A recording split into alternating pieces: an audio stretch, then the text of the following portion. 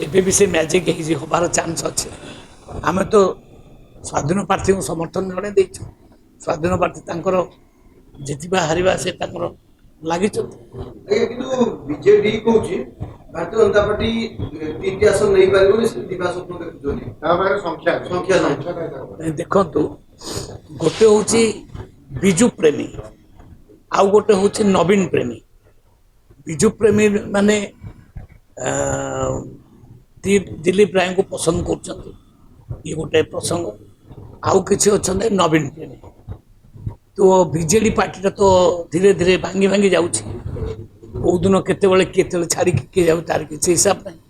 କ'ଣ ହବ ରେଜଲ୍ଟ ଆସିଲେ ଜଣାପଡ଼ିବ, କିଏ ଦେଲେ କିଏ ନଦେଲେ ଜଣାପଡ଼ିବ। ଅବିକାଠୁ କହିପାରିବିନି ମୁଁ। 16 ତାରିଖ ଜଣା ପଡିବ ସ୍ପଷ୍ଟ।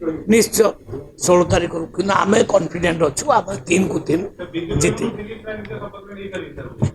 ନାଇଁ ସେଟା ତ ଭବିଷ୍ୟତ କଥା ଆମେ 3 ପାଇଁ ଆଶା ରଖିଛୁ। 3 ହବ।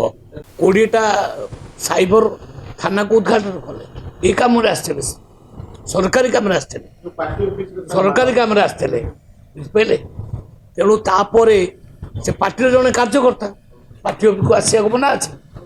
ପାର୍ଟି ଅଫିସକୁ ଆସି ପୁଣି ନେତାମାନଙ୍କୁ ଭେଟିଲେ, ସେଠାରେ ତ କିଛି ଅସୁବିଧା ନାହିଁ।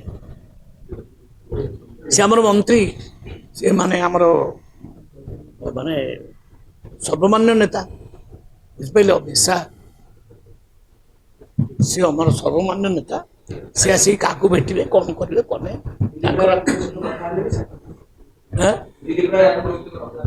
ନା ନାଇଁ ମୋ ସହିତ କ'ଣ କଥା, ପାର୍ଟିର ସେ ତ କ୍ୟାଣ୍ଡିଡେଟ୍ ନୁହନ୍ତି, ସେ ତ ସ୍ୱାଧୀନ କ୍ୟାଣ୍ଡିଡେଟ୍, ସେ ସମସ୍ତଙ୍କ ସହିତ ଆଲୋଚନା କରିପାରିବେ।